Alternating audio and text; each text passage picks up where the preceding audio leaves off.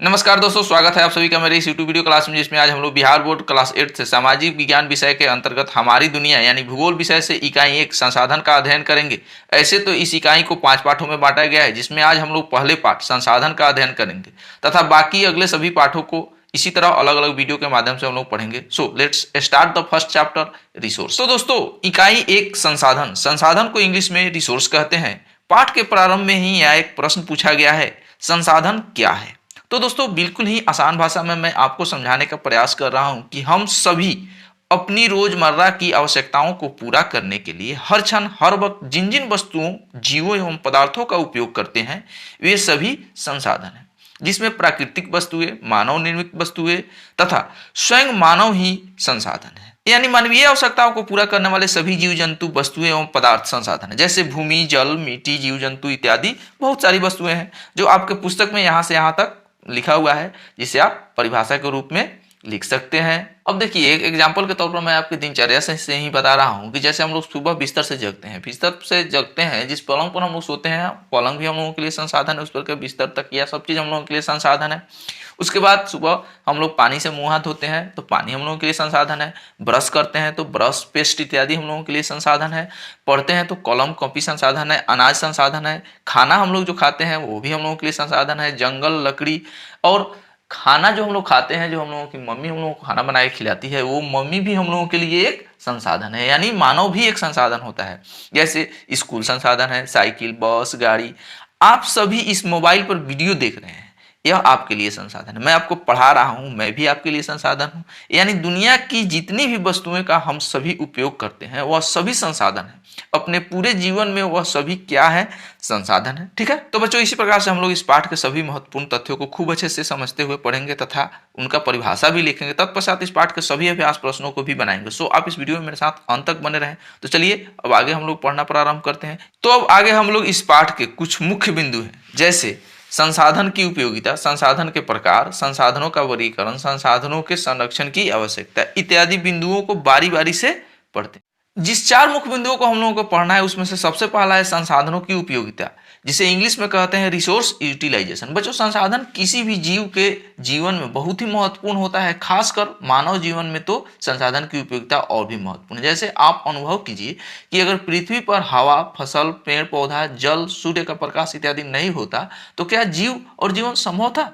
इसलिए इस पूरे प्रकृति में जीवों और मानवीय जीवन के लिए संसाधन अलग अलग रूपों में मौजूद है और हम सभी जीव उसका उपयोग करते हैं। जैसे भोजन करने के लिए अनाज उपयोगी है, भोजन बनाने के लिए खाद्य सामग्री उपयोगी है तथा उसके साथ साथ भोजन बनाने वाला भी उपयोगी है। तो हम यह भी कह सकते हैं कि जीव जंतु, वस्तुएं, पदार्थ के साथ साथ जो इन सभी को प्रयोग के लायक बनाता है, मानव, वह भी एक संसाधन है और मानव अत्यंत उपयोगी संसाधन है। अब संसाधनों का उपयोग हम लोग 2 प्रकार से करते हैं। एक नंबर में होता है तथैव, यानी जैसा का तैसा, मतलब पानी, मिट्टी, हवा, सूर्य का प्रकाश इत्यादि जैसे हमें मिलता है वैसे ही हम उसका उपयोग कर लेते हैं। परंतु दूसरा उपयोग हम लोग परिवर्तित के रूप में करते हैं, यानी उस वस्तु का रूप परिवर्तित करके प्रयोग करते हैं। जैसे जंगल से काट कर लाई गई लकड़ी के रूप में परिवर्तन करके विभिन्न उपयोगी वस्तुएं बनाई जाती है, जैसे खटिया, पलंग, कुर्सी, मेज, दरवाजा इत्यादि। और इसका रूप परिवर्तित कौन करता है? बढ़ई। तो बढ़ई जो है एक मानव है, इसलिए मानव भी एक उपयोगी संसाधन है। इसलिए अनाज, खनिज, लवण, पेट्रोलियम तथा अन्य वस्तु सारी प्राकृतिक संसाधन मानवीय आवश्यकताओं के लिए उपयोगी है। अब हम लोग इसके परिभाषा को देखते हैं। आपके बुक में संसाधन की उपयोगिता को इस प्रकार से दर्शाया गया है। संसाधनों का उपयोग मानव जीवन को सुगम और सहज बनाने के साथ ही साथ क्षेत्र एवं देश के विकास के लिए भी किया जाता है। इसलिए किसी भी देश के विकास में संसाधनों का योगदान महत्वपूर्ण माना जाता है। संसाधनों के बिना विकास संभव नहीं है। संसाधन किसी भी क्षेत्र के विकास के लिए आधार का काम करते हैं। हम सभी प्रतिदिन कई प्रकार से संसाधनों का उपयोग करते हैं अपनी दिनचर्या को पूरे करने के लिए। और संसाधनों की उपयोगिता को मूल्य के आधार पर 4 वर्गों में बांटा गया है। जैसे क में है आर्थिक मूल्य पर, लकड़ी से फर्नीचर बनाना आर्थिक मूल्य होगा। उसके बाद ख है सौंदर्यात्मक मूल्य, यानी जलप्रपात को पर्यटन स्थल के रूप में विकसित करना। उसके बाद कानूनी मूल्य पर, यानी जल एवं वायु प्रदूषण को रोकना। उसके बाद घ है नैतिक मूल्य, यानी संसाधनों को संरक्षित करना। तो बच्चों, आगे प्रश्न उठता है कि इन संसाधनों को हमारे लिए बनाता कौन है? क्या ये खुद बनते हैं या फिर इन्हें बनाया जाता है तो हम किसी भी चीज को अपनी आवश्यकता अनुसार संसाधन का रूप दे देते हैं। जैसे नदी या मरुस्थल में पड़े बालू को जब हम वहां से उठाकर निर्माण कार्य हेतु गांव या शहर में लाया जाता है, तब इसका उपयोग और मूल्य दोनों बदल जाता है। कहा जा सकता है कि संसाधन होते भी हैं और मानवीय जरूरतों के अनुसार निर्मित भी किए जाते हैं। अगला टॉपिक है संसाधन के प्रकार यानी रिसोर्स टाइप, जिसे हम लोग संसाधन के प्रकार को हम लोग इस प्रारूप के माध्यम से जानते हैं। संसाधन के मूल रूप से 3 प्रकार होते हैं। एक है प्राकृतिक संसाधन। प्राकृतिक संसाधन यानी प्रकृति में भूमि, मिट्टी, जल, ये जो चीज है ये सब प्राकृतिक संसाधन। उसके बाद आता है मानव संसाधन। मानव संसाधन में मानव मनुष्य जो स्वयं है वह एक संसाधन ही है। मानवकृत संसाधन यानी मानव जो जिसको बनाता है, मानव जिसका निर्माण करता है, मकान, कार्यालय, हवाई अड्डा, बहुत सारे चीज मानव बनाता है, बहुत सारी चीज है, वे सब मानवकृत या मानव निर्मित संसाधन हुए। और प्राकृतिक संसाधन को भी अलग अलग 5 भागों में बांटा गया है। जैसे विकास एवं उपयोग के आधार पर, उसके बाद उत्पत्ति के आधार पर, उसके बाद उपलब्धता के आधार पर, उसके बाद वितरण के आधार पर, उसके बाद स्वामित्व के आधार पर। अब इन सभी को भी अलग अलग विभक्त किए गए हैं। जैसे विकास एवं उपयोग के आधार पर को 2 भागों में विभक्त किया है, वास्तविक संसाधन एवं संभाव्य संसाधन। उसके बाद उत्पत्ति के आधार पर इसको भी 2 भागों में बांटा गया है, जैव संसाधन, अजैव संसाधन। उसके बाद उपलब्धता के आधार पर इसको भी 2 भागों में बांटा गया है, नवीकरणीय संसाधन, अनवीकरणीय संसाधन। वितरण के आधार पर इसमें है सर्वत्र उपलब्ध संसाधन, स्थानिक संसाधन। उसके बाद है आपको स्वामित्व के आधार पर। तो स्वामित्व के आधार पर जो है इसको 3 भागों में बांटा गया है, निजी संसाधन, राष्ट्रीय संसाधन, अंतरराष्ट्रीय संसाधन। तो आगे अब हम लोग संसाधन के तीनों प्रमुख भागों को हम लोग बारी बारी से परिभाषा के माध्यम से पढ़ते हैं और समझते हैं। जैसे 1 नंबर में उसमें है प्राकृतिक संसाधन। प्राकृतिक संसाधन का मतलब वो इंग्लिश में उसको कहते हैं नेचुरल रिसोर्स। जैसे प्रकृति में पाए जाने वाले सभी जीव जंतु, वस्तुएं एवं पदार्थ प्राकृतिक संसाधन। इस दृष्टि से भूमि, मिट्टी, जल, छोटे बड़े जीव, वन, पवन, सूर्य का प्रकाश, समुद्री जल इत्यादि सभी प्राकृतिक संसाधन। आवश्यकता एवं मांग के अनुसार इन संसाधनों को मानव अपने तकनीक एवं कौशल से उपयोग में लाता है। भूमि के अंतर्गत पर्वत, पठार, मैदान, मरुस्थल, दलदली भूमि सभी शामिल है। मिट्टी के अंतर्गत जलोढ़, लाल, काली एवं अन्य सभी प्रकार की मिट्टियां शामिल है। जल के अंतर्गत नदी, झील, तालाब, सागर एवं महासागर इत्यादि शामिल है। वनस्पति के अंतर्गत सभी प्रकार के घास, पेड़, पौधे एवं झाड़ियां शामिल है। इसी तरह जैविक संसाधन के अंतर्गत सूक्ष्म जीव से लेकर बड़े बड़े जीव जंतु शामिल है। खनिज संसाधन के अंतर्गत विभिन्न प्रकार के खनिज पदार्थ जैसे लौह, अयस्क, तांबा, मैग्नीज, अभ्रक, कोयला, पेट्रोलियम, प्राकृतिक गैस इत्यादि शामिल है। अब हमारा दूसरा टॉपिक है मानव संसाधन। मानव एक ऐसा संसाधन है जो संसाधनों का निर्माण एवं उपयोग दोनों करता है। मानव में संसाधनों के निर्माण एवं उपयोग की यह क्षमता उसके दिमागी एवं शारीरिक क्षमता तथा कौशल से विकसित होती है। मानव के अंदर दिमागी क्षमता का विकास शिक्षा के स्तर से प्रभावित होता है। अतएव राष्ट्र के विकास में उपयोगी योगदान देने के लिए मानव का शिक्षित होना जरूरी है। जिस प्रदेश या देश की जनसंख्या में शारीरिक श्रम के बजाय तकनीकी उपकरणों का प्रयोग करने वाले लोग अधिक होते हैं, वहां मानव निर्मित आधुनिक संसाधनों का अधिक उपयोग किया जाता है। अकुशल जनसंख्या वाले क्षेत्र इस दृष्टि से पिछड़े माने जाते हैं। अफ्रीका महादेश के कई देशों के पिछड़े होने का यही मुख्य कारण माना जाता है। अब हमारा तीसरा मुख्य बिंदु है मानव निर्मित संसाधन, जिसे इंग्लिश में कहा जाता है मैन मेड रिसोर्स। मानव अपने श्रम से कई प्रकार के वस्तुओं का निर्माण प्राकृतिक वस्तुओं के स्वरूप एवं गुण में परिवर्तन लाकर करता है। जैसे मकान, कार्यालय, भवन, हवाई अड्डा, रेल, सड़क, विद्यालय भवन, पंचायत भवन निर्मित करता है। अब आप यहाँ जरा सोचिए, मानव निर्मित संसाधन में हम लोग मकान बनाते हैं जिसे ईंट, बालू, गिट्टी, छड़, सीमेंट, लकड़ी या जंगला चौखट लगता है। मिट्टी से ईंट बनता है तो ईंट बनाने वाला मानव हुआ, यानी ईंट का निर्माता मानव हुआ। गिट्टी पहाड़ पर है, बिखरा हुआ है जहां था, उसे मानव लाता है। बालू नदियों में है या मरुस्थल में है, उसे भी मानव लाता है। तो इन सभी वस्तुओं को एकत्रित करके मानव जो है मकान बनाता है। तो ये सब मानव निर्मित सामग्री हुए। उसी प्रकार रोड में गिट्टी, पीच इत्यादि लगाया जाता है। हवाई अड्डा मानव बनाता है। रेल मानव के द्वारा बनाया गया संसाधन है और ये सभी मानव निर्मित संसाधन हुए। अब हमारा तीसरा टॉपिक है प्राकृतिक संसाधनों का वर्गीकरण, जिसे इंग्लिश में कहा जाता है क्लासिफिकेशन ऑफ नेचुरल रिसोर्सेज। अब जो है हम लोग प्रकृति में कई प्रकार के संसाधन पाए जाते हैं। इन प्राकृतिक संसाधनों को विभिन्न आधार पर कई उपवर्गों में बांटा गया है। जैसे एक विकास एवं उपयोग के आधार पर, दूसरा है उत्पत्ति के आधार पर, तीसरा है उपलब्धता के आधार पर, चौथा है वितरण के आधार पर, पांचवा है स्वामित्व के आधार पर। जिसे आप लोगों ने यहाँ इस प्राकृतिक संसाधन के वितरण को भी समझा है। विकास एवं उपयोग के आधार पर भी इसे दो भागों में बांटा गया, वास्तविक संसाधन, संभाव्य संसाधन। उसके बाद उत्पत्ति के आधार पर जैव संसाधन, अजैव संसाधन, उपलब्धता के आधार पर नवीकरणीय संसाधन, अनवीकरणीय संसाधन। उसके बाद वितरण के आधार पर सर्वत्र उपलब्ध संसाधन, स्थानिक संसाधन। उसके बाद स्वामित्व के आधार पर निजी संसाधन, राष्ट्रीय संसाधन, अंतरराष्ट्रीय संसाधन। तो हम लोग इसको एक एक करके पढ़ते और समझते हैं। सबसे पहले हम लोग जानते हैं विकास एवं उपयोग के आधार पर। तो विकास एवं उपयोग के आधार पर जो है इसको दो भागों में बांटा गया, वास्तविक संसाधन और संभाव्य संसाधन। तो वास्तविक संसाधन क्या है?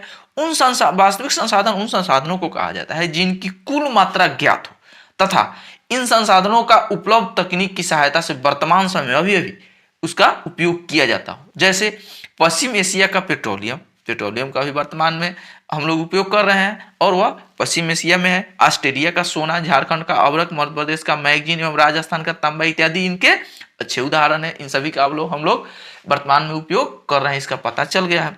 उसके बाद होता है संभाव्य संसाधन। संभाव्य का मतलब संभावना किया जा रहा है।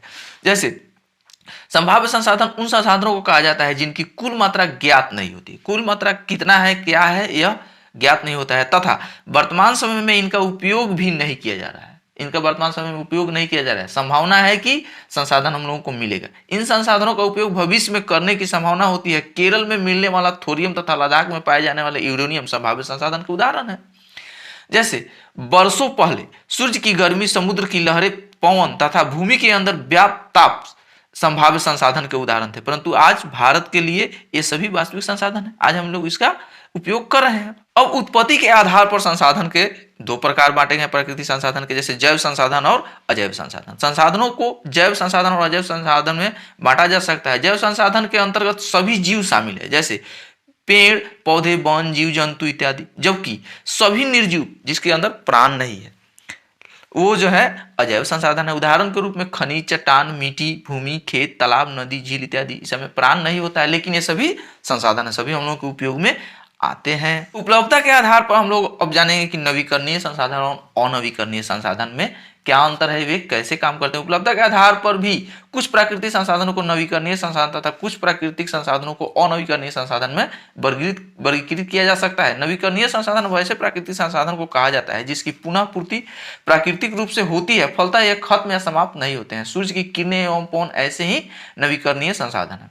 अब जो है जल एवं वन वैसे नवीकरणीय संसाधन है जिनके भंडार या पुनः पूर्ति में मानवीय हस्तक्षेप के कारण रुकावटें आती है। यदि इन संसाधनों के प्रति मानव हस्तक्षेप कम हो जाए तो वे स्वयं ही पुनः पूर्ति में लग जाएंगे। अब जानते हैं हम लोग अनवीकरणीय संसाधन के बारे में। अनवीकरणीय संसाधन वैसे संसाधन है जिनके भंडार सीमित है, एकदम फिक्स है तथा एक बार उपयोग में आने के बाद उन्हें पुनः पूर्ति में हजारों लाखों वर्षों लग जाते हैं। सभी प्रकार के खनिजों जैसे लोहा, कोयला, पेट्रोल, अवरक इत्यादि अनवीकरणीय संसाधन है। ये एक बार जब प्रयोग कर लिए जाते हैं तो इसका पुनः बनना जो है हजारों लाखों वर्ष। जैसे मिट्टी अगर खत्म हो जाता है तो वहां बहुत धीरे धीरे मिट्टी बनता है, तो यह अनवीकरणीय संसाधन। अब हमारा चौथा टॉपिक है वितरण के आधार पर। वितरण के आधार पर संसाधन को दो प्रकार में बांटा गया है, सर्वत्र उपलब्ध संसाधन और स्थानिक संसाधन। प्रकृति द्वारा कुछ ऐसे संसाधन प्रदान किए गए हैं जो सभी जगह पाए जाते हैं, जिनमें मिट्टी एवं पवन प्रमुख है। इन्हें सर्वत्र उपलब्ध या सर्वव्यापक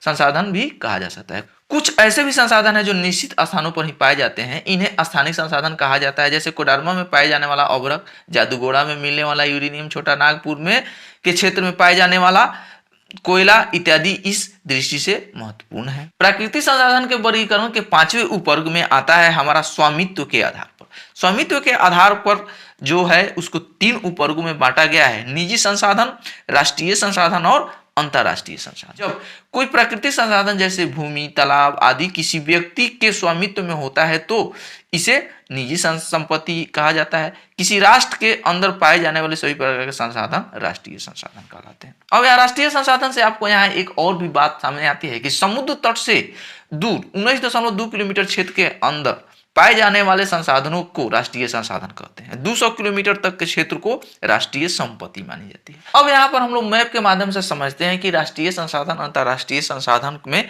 क्या डिफरेंस होता है। यहाँ पर आप इस नक्शे में देख रहे हैं कि भारत के यहाँ पर जो है पूर्व दिशा में बंगाल की खाड़ी, दक्षिण दिशा में हिंद महासागर और पश्चिम दिशा में अरब सागर है। तो यहाँ पर कह रहा है कि समुद्र में समुद्र में जो है वहां 19.2 किलोमीटर तक के अंदर तक जो जगह होता है, जो संपत्ति होती है, वह राष्ट्रीय संसाधन माना जाता है। लेकिन इस रेखा से 200 किलोमीटर तक के दूर को राष्ट्रीय संपत्ति के नाम से जानते हैं। वह 200 किलोमीटर तक राष्ट्रीय संपत्ति में होता है। तो यह कह रहा है 19.2 किलोमीटर से 200 किलोमीटर तक का क्षेत्र अपवर्जक आर्थिक क्षेत्र कहलाता है। 200 किलोमीटर से आगे स्थित क्षेत्र खुला महासागरीय क्षेत्र कहलाता है, जिसे अंतर्राष्ट्रीय संसाधन के तहत रखा जाता है। यहाँ उपलब्ध संसाधनों का उपयोग अंतर्राष्ट्रीय संस्थाओं की सहमति के बाद ही किया जा सकता है। प्राकृतिक संसाधनों के वितरण में ही यहाँ वितरण एवं उपयोग में बताया गया है कि मिट्टी, भूमि, जल, जीव जंतु एवं खनिज पदार्थ, सूर्य का प्रकाश, नदी, सागर, पवन इत्यादि सभी प्राकृतिक संसाधनों का वितरण एवं पृथ्वी पर है। ये विस्तार समुद्र तट से दूरी, समुद्र जल तल से ऊंचाई तथा स्थल रूप में भिन्नता के कारण सभी प्रकार के संसाधनों का वितरण इस पृथ्वी पर असमान रूप से है, अलग अलग से है। सभी जगह सब कुछ नहीं मिलते हैं। उदाहरण के लिए विषुवत रेखीय क्षेत्र में सूर्य प्रकाश सालों भर अधिकता होती है, जबकि उत्तरी एवं दक्षिणी ध्रुव की ओर जाने पर उनकी उपलब्धता क्रमशः घटती जाती है। जहां तक प्राकृतिक संसाधनों के उपयोग का संबंध है, यह तकनीक की उपलब्धता तथा आवश्यकता पर निर्भर करता है। विश्व के ऐसे कई क्षेत्र हैं जो प्राकृतिक संसाधनों से संपन्न है तथा कुछ क्षेत्र इन मामलों में अभावग्रस्त हैं। अफ्रीका महादेश के कई देश प्राकृतिक संसाधनों के मामले में काफी धनी है, परंतु इसके विपरीत उसके पास इस संसाधनों को उपयोग की तकनीक उपलब्ध नहीं है, जिनसे यहाँ संसाधनों का भरपूर उपयोग नहीं हो पाया है। दूसरी ओर जिन महादेश अथवा देशों के पास प्राकृतिक संसाधनों के उपयोग की तकनीक उपलब्ध है, वे संसाधनों का भरपूर उपयोग कर रहे हैं। दूसरे शब्दों में शिक्षित एवं तकनीकी रूप से विकसित समाज वाले क्षेत्रों के इन संसाधनों का उपयोग अधिक हो पा रहा है, जबकि अशिक्षित एवं विकासशील क्षेत्रों में इन संसाधनों का सीमित विकास एवं उपयोग हुआ है अथवा नहीं हो पाया है। संसाधन से संबंधित हमारे चौथे मुख्य बिंदु है प्राकृतिक संसाधन संरक्षण की आवश्यकता, यानी संसाधन के संरक्षण आवश्यक है। संसाधन का अगर संरक्षण नहीं होता है तो एक दिन समय ऐसा है कि संसाधन समाप्त हो जाएगा। जैसे प्राकृतिक संसाधनों के बिना मानव जीवन की कल्पना नहीं की जा सकती है, परंतु इन संसाधनों के उपयोग की तकनीक एवं उनकी आवश्यकता का होना जरूरी है। मनुष्य ने अपनी आवश्यकता पूर्ति के लिए प्राकृतिक संसाधनों का अत्यधिक दोहन किया है। हमने इसका विवेकपूर्ण इस्तेमाल तो किया ही है, इसे इस प्रकार प्रदूषित भी कर दिया है कि वे आज सीधे उपयोग के लायक नहीं रह गए हैं। नहीं, हमने कई प्राकृतिक संसाधनों का इतना अधिक खनन एवं उपयोग किया है कि इनके भंडार धीरे धीरे समाप्ति की ओर हैं। भविष्य में इनके भंडार खत्म होने की भी संभावना है। मानव के लिए इनका होना भविष्य में उतना ही जरूरी है जितना आज पृथ्वी पर जीवन सतत चलते रहे। इसके लिए यह जरूरी है कि हम इन अमूल्य प्राकृतिक संसाधनों का समुचित उपयोग सुनिश्चित कर इसे भविष्य के लिए संरक्षित करें। तो बच्चों, इस प्रकार से हम लोगों ने इस पहले पाठ संसाधन को उनके हर प्रमुख बिंदु के साथ पढ़ा और समझा। अगर आपको मेरे द्वारा प्रस्तुत यह पाठ प्रस्तुति अच्छी लगी हो तो प्लीज मेरे चैनल को सब्सक्राइब करें, वीडियो को लाइक करें तथा अपने दोस्तों में शेयर करें। और हमें आप यह सुझाव कमेंट के माध्यम से दे सकते हैं कि हम इसमें और क्या सुधार करते हैं, और आगे अब हम लोग इस पाठ के सभी क्वेश्चन आंसर को बनाएंगे। तो बच्चों, अभ्यास प्रश्नों के अंतर्गत हमारा बहुवैकल्पिक प्रश्न सबसे पहले आता है। इसमें लिखा है कि सही विकल्प को चुनना है। इसमें 1 नंबर प्रश्न है, इनमें से कौन सा प्राकृतिक संसाधन है? तो पंचायत भवन प्राकृतिक संसाधन है? नहीं, पंचायत भवन हम लोग बनाते हैं, मानव निर्मित है। उसके बाद विद्यालय भी मानव निर्मित है, हवाई अड्डा भी मानव निर्मित है, भूमि जो है वह प्राकृतिक संसाधन है। उसके बाद दूसरा नंबर प्रश्न है, कौन सा प्राकृतिक संसाधन नहीं है? सूर्य प्राकृतिक संसाधन है कि नहीं है? प्राकृतिक संसाधन। जल भी है, मिट्टी भी प्राकृतिक संसाधन। हवाई जहाज जो है प्राकृतिक संसाधन नहीं है, वह मानव निर्मित संसाधन है। तो इसमें यह होगा हवाई जहाज, इसमें यह भूमि होगा। उसके बाद तीसरा नंबर प्रश्न है कि केरल में पाए जाने वाला थोरियम किस प्रकार के संसाधन का उदाहरण है? निजी संसाधन है, नवीनीकरण संसाधन है, संभाव्य संसाधन है, जैव संसाधन? नहीं, यह संभाव्य संसाधन है। उसके बाद कह रहा है संसाधन निर्माण के लिए क्या आवश्यक है? संसाधन के निर्माण के लिए आवश्यक क्या है? उसके बाद लिखा है क में तकनीक, उसके बाद लिखा है आवश्यकता, उसके बाद ज्ञान, उसके बाद लिखा है उपयुक्त सभी। तो यहाँ तकनीक भी चाहिए, आवश्यकता भी चाहिए और ज्ञान भी चाहिए। तो यहाँ पर हम लोग इस घ में लाएंगे उपयुक्त सभी में। अब आगे हम लोग अगले प्रश्न को बनाते हैं। अब यहाँ पर हमारा दूसरा प्रश्न है। दूसरे प्रश्न में कह रहा है खाली स्थानों को उपयुक्त शब्दों से पूरा करें। तो कह रहा है 1 नंबर में डैश संसाधन क्षेत्र के विकास के लिए आधार का काम करता है। क्या? तो लिखेंगे यहाँ मानव। उसके बाद कह रहा है राजस्थान में पाए जाने वाला तांबा क्या है? डैश संसाधन का उदाहरण है, तो वास्तविक संसाधन है। उसके बाद कह रहा है 3 नंबर में कि डैश एवं शारीरिक क्षमता मानव को संसाधन बनाने के लिए आवश्यक है। तो क्या होगा यहाँ? दिमागी। अब हमारे यहाँ तीसरे स्तंभ में लिखा है निम्नलिखित प्रश्नों के उत्तर अधिकतम 50 शब्दों में दे। इसमें 5 क्वेश्चन दिए गए हैं। पहला क्वेश्चन है संसाधन की परिभाषा दे। तो संसाधन का परिभाषा होगा मानवीय आवश्यकताओं को पूरा करने वाले सभी जीव जंतु वस्तुएं एवं पदार्थ संसाधन कहलाते हैं, जैसे मानव, पशु, पक्षी, जल, मिट्टी, पत्थर, पहाड़, निजी पदार्थ इत्यादि। उसके बाद दूसरा नंबर प्रश्न है, कह रहा है संसाधन के वर्गीकरण के प्रमुख आधार कौन कौन से हैं। संसाधनों के वर्गीकरण के 5 प्रमुख आधार हैं। एक में होगा विकास एवं उपयोग के आधार पर, जिसे 2 भागों में बांटा गया, वास्तविक संसाधन, संभाव्य संसाधन। दूसरा नंबर उत्पत्ति के आधार पर, जिसे 2 भागों में बांटा गया, जैव संसाधन, अजैव संसाधन। उसके बाद तीसरा नंबर उपलब्धता के आधार पर, इसे भी 2 भागों में बांटा गया, नवीकरणीय संसाधन, अनवीकरणीय संसाधन। के बाद चौथा नंबर में वितरण के आधार पर, सर्वोत्तम उपलब्ध संसाधन, स्थानिक संसाधन। उसके बाद 5वां नंबर में है स्वामित्व के आधार पर, इसे 3 भागों में बांटा गया है, निजी संसाधन, राष्ट्रीय संसाधन और अंतरराष्ट्रीय संसाधन में। और उसको हम लोग इस मैप के माध्यम से भी समझ सकते हैं, जो आपके बुक में दिया हुआ है, आप इसे भी लिख सकते हैं, इसे भी समझ सकते हैं। अब हमारा तीसरा नंबर प्रश्न है संसाधनों का संरक्षण क्यों जरूरी है। तो यहाँ पर इसका उत्तर होगा प्राकृतिक संसाधनों का संरक्षण इसलिए जरूरी है क्योंकि आवश्यकता एवं मांग के अनुसार इन संसाधनों को मानव अपने तकनीक एवं कौशल से उपयोग में लाता है, जैसे पौधे से फर्नीचर बनाना, ईंट पत्थरों से मकान बनाना इत्यादि। अब हमारा चौथा प्रश्न है नवीकरणीय संसाधन किसे कहा जाता है, उदाहरण के साथ लिखे। तो इसका आंसर होगा वैसे प्राकृतिक संसाधन जिनकी पुनः पूर्ति प्राकृतिक रूप से होती रहती है, नवीकरणीय संसाधन कहलाते हैं, जैसे सूर्य की किरणें एवं पवन। तथा 5वां प्रश्न है प्राकृतिक संसाधनों के वितरण में असमानता के प्रमुख कारणों को लिखिए। तो यहाँ इसका आंसर होगा अक्षांशीय विस्तार, समुद्र तट से दूरी, समुद्र जल तल से ऊंचाई तथा स्थल रूप में भिन्नता के कारण सभी प्रकार के संसाधनों का वितरण इस पृथ्वी पर असमान रूप से पाया जाता है। अब हमारा यहाँ पर चौथा नंबर स्तंभ प्रश्न है, कह रहा है निम्नलिखित प्रश्नों के उत्तर अधिकतम 200 शब्दों में देना है। कह रहा है 1 नंबर प्रश्न प्राकृतिक संसाधन का वर्गीकरण उपयुक्त उदाहरण के साथ प्रस्तुत करें। तो इसका संसाधनों के वर्गीकरण के 5 प्रमुख आधार हैं, जैसे 1 नंबर में है विकास एवं उपयोग के आधार पर, इसको 2 भागों में बांटा गया है, वास्तविक संसाधन, संभाव्य संसाधन। वास्तविक संसाधन में पश्चिम एशिया का पेट्रोलियम, ऑस्ट्रेलिया का सोना, राजस्थान का तांबा इत्यादि है। उसके बाद संभाव्य में है केरल में मिलने वाला थोरियम, लद्दाख में पाया जाने वाला यूरेनियम। उसके बाद उत्पत्ति के आधार पर इसको भी 2 भागों में बांटा गया है, जैव संसाधन और अजैव संसाधन। जैव संसाधन में पेड़ पौधे, वन, जीव जंतु। उसके बाद अजैव संसाधन में खनिज, चट्टान, मिट्टी, भूमि, खेत, तालाब इत्यादि अजैव संसाधन है। उसके बाद उपलब्धता के आधार पर नवीकरणीय संसाधन, अनवीकरणीय संसाधन, सूर्य की किरणें नवीकरणीय संसाधन एवं पवन है। उसके बाद अनवीकरणीय संसाधन में लोहा, कोयला, पेट्रोलियम, अवरक इत्यादि जो समाप्त हो जाते हैं अनवीकरणीय संसाधन है। उसके बाद आपको वितरण के आधार पर सर्वोत्तम उपलब्ध संसाधन में जैसे आएगा मिट्टी, पवन। उसके बाद स्थानिक संसाधन में कोडरमा में पाए जाने वाला अवरक, जादूगोड़ा में पाए जाने वाला यूरेनियम, लद्दाख में पाए जाने वाला थोरियम, ये सब जो है। उसके बाद आपको आता है स्वामित्व के आधार पर। स्वामित्व के आधार पर आएगा आपको एक में, इसमें इसको भी 3 भागों में बांटा गया है। एक में है निजी संसाधन, उसके जो होगा भूमि, तालाब। उसके बाद है 2 नंबर में राष्ट्रीय संसाधन, समुद्र से दूर 19.2 किलोमीटर के क्षेत्र के अंदर में पाए जाने वाले संसाधन को राष्ट्रीय संसाधन कहते हैं। उसी नंबर में है अंतरराष्ट्रीय संसाधन। अंतरराष्ट्रीय संसाधन में यानी समुद्री सीमा में जो है आपको किसी भी देश के 19.2 किलोमीटर क्षेत्र से आगे का जो भी है वह खुला महासागरीय क्षेत्र का जो है क्षेत्र वह अंतरराष्ट्रीय संसाधन होता है। और आप इसको इस मैप के माध्यम से भी दर्शा सकते हैं। कह रहा है कि उदाहरण के साथ प्रस्तुत करने, तो यह मैप भी आप इसको दर्शा सकते हैं।